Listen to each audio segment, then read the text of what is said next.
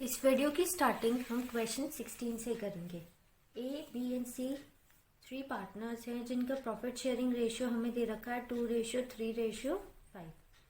On 1st July 2018, A और B granted loan of rupees 2 lakh and 1 lakh respectively to the firm. Show distribution of profit and loss for the year ended 31st March 2019 in the following case.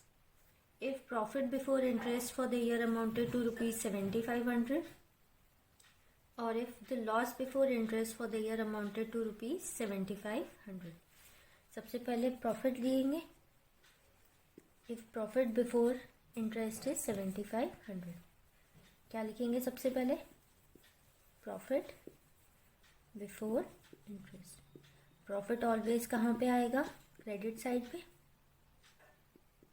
7,500 लिख दिया। उसके बाद to interest on loan,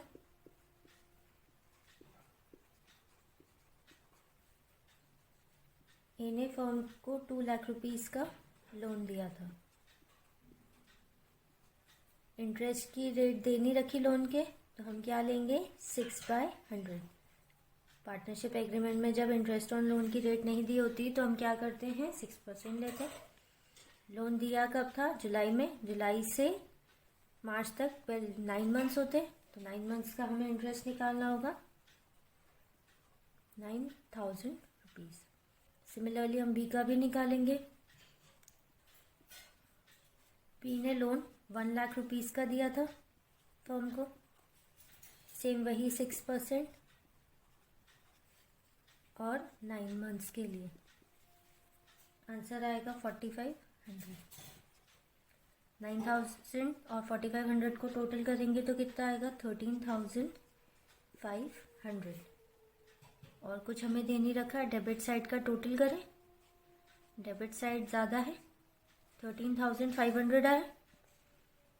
उसमें से credit side का 7,500 क्या करेंगे? हम सब्ट्रैक्ट करेंगे। उसके बाद हमारा आंसर बचेगा 6,000 रुपीज़। ये क्या है? लॉस है by net loss transferred.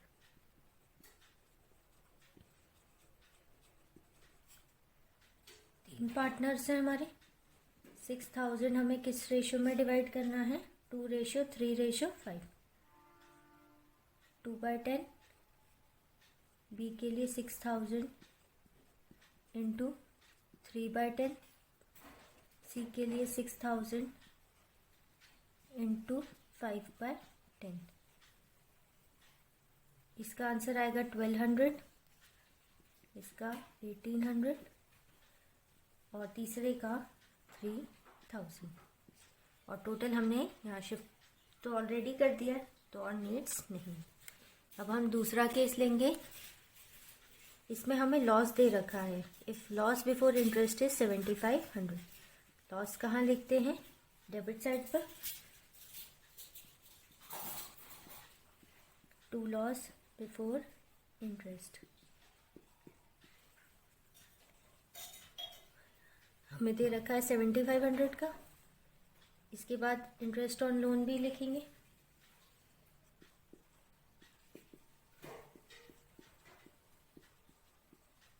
Interest on loan already हम निकाल चुके हैं, वही सेम ट्रांसफ़र करेंगे। 9,000 और बी का 4,500 टोटल करेंगे 13,500। इन दोनों का टोटल कर ले ताकि क्रेडिट साइड पे उसकी वैल्यू लिख सके, क्योंकि क्रेडिट साइड में और कुछ है नहीं। दोनों का टोटल आएगा 21,000। यानी कि हमें क्या करना होगा? 21,000 डिवाइड करने होंगे लॉस के बाय नेट लॉस ट्रांसफर, जो कि पार्टनर्स। नेट लॉस ट्रांसफर ए, बी और सी तीनों पार्टनर्स में होगा। 21,000 का 2/10, 21,000 का 3/10 और 21,000 का 5/10। हमारा आंसर आएगा इसका 4200, इसका 1800,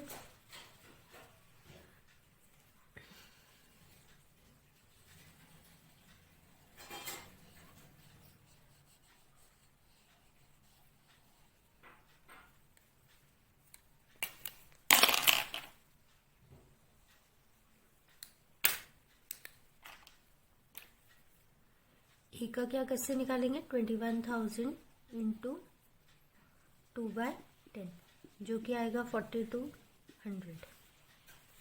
बी का निकालेंगे 21,000 इंटू 3/10 जो कि हमारा आएगा 6300।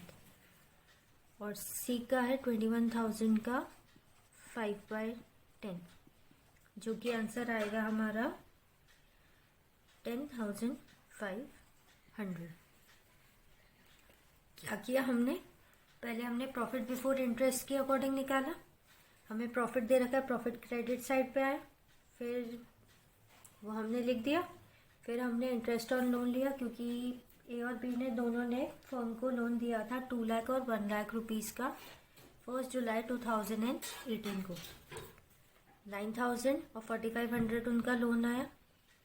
टोटल लोन जो है इंटरेस्ट ऑन लोन वो है 13,500 का। और कुछ दे नहीं रखा था, डेबिट साइड का टोटल किया और बैलेंस जो बचा वो क्रेडिट साइड में 6,000 का ट्रांसफ़र किया। ये नेट लॉस है जो कि ट्रांसफ़र होगा ए, बी और सी में। एक का नेट लॉस का पार्ट है 1,200, बी का 1,800 और सी का 3,000। ये जो 3 पार्टनर्स में उनकी प्रॉफिट शेयरिंग रेशियो में डिवाइड होगा।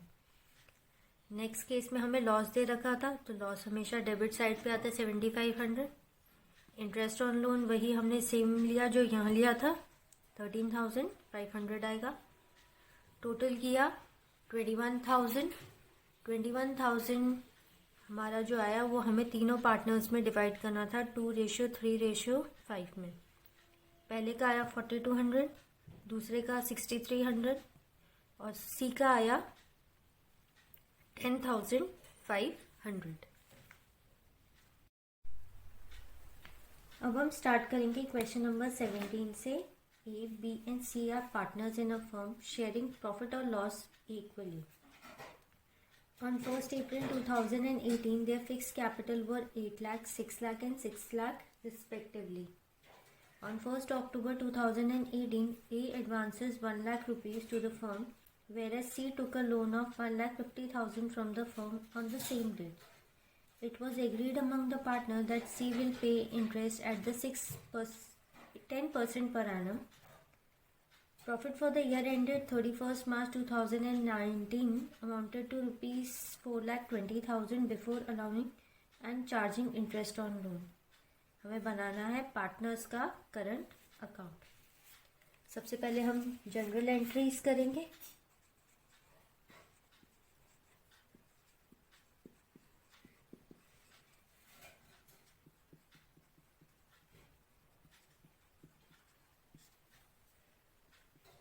पहली एंट्री हम करेंगे इंटरेस्ट ऑन एज लोन की।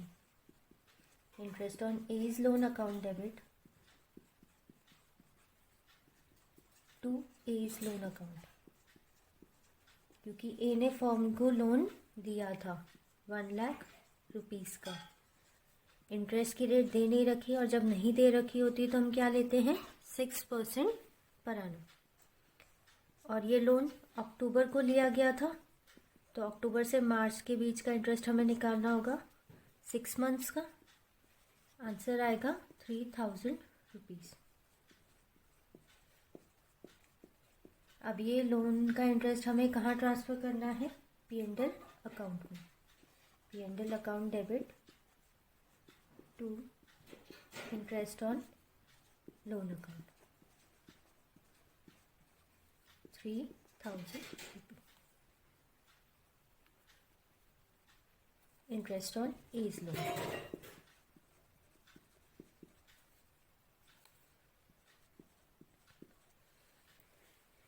अब हम हम बात करेंगे सी के लोन की। सी ने जो लोन लिया था फर्म से वो 1,50,000 का लिया था। उसकी इंटरेस्ट रेट हमें दे रखी है क्वेश्चन में 10%, और ये भी अक्टूबर को ही लिया गया था, तो 6/12 यानी कि 7,500 रुपीज़। इसकी एंट्री कैसे करेंगे, क्योंकि इसने फर्म से लोन लिया था। C's current account debit to interest on C's loan.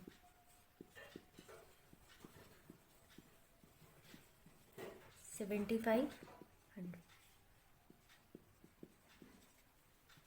और ये अब हमें P&L में ट्रांसफ़र भी करना है।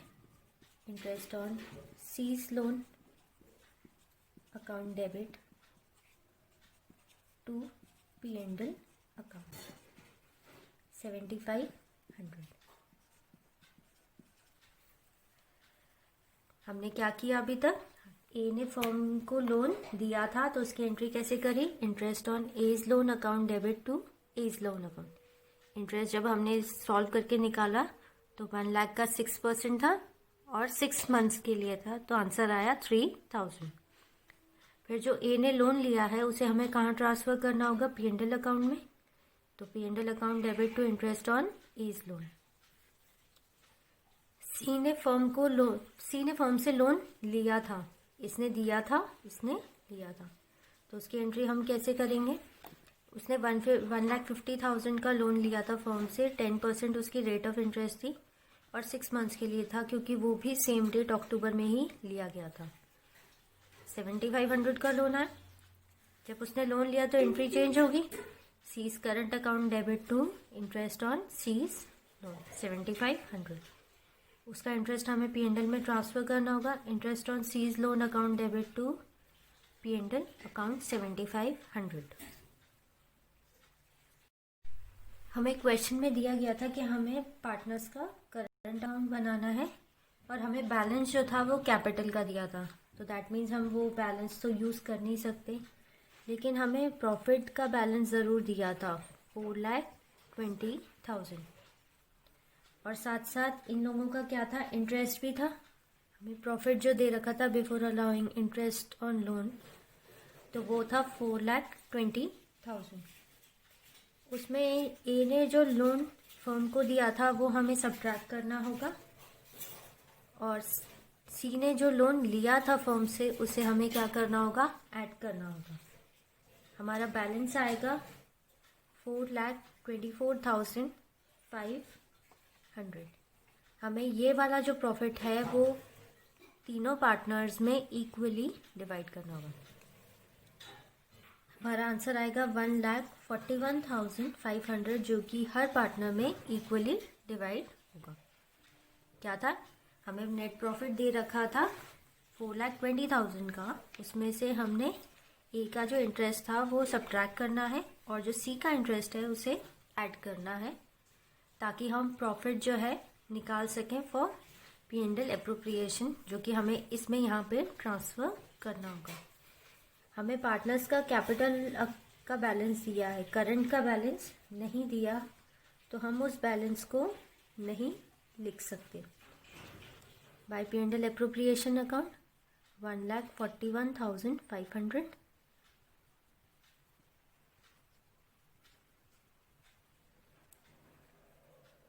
हमें सी के लोन की एंट्री भी करनी होगी। C's current account debit to interest on C's loan to interest on loan.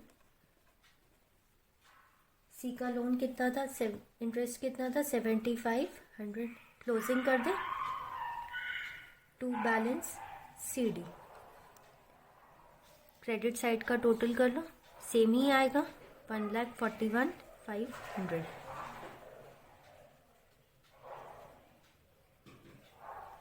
ए और बी के केस में भी ये बैलेंस सेम ही आएगा 1,41,500, लेकिन इसके केस में, सी के केस में माइनस होगा। 1,41,500 को माइनस करेंगे 7,500 से, आंसर आएगा 1,34,000 रुपीज़। क्लोज कर दे 1,41,500।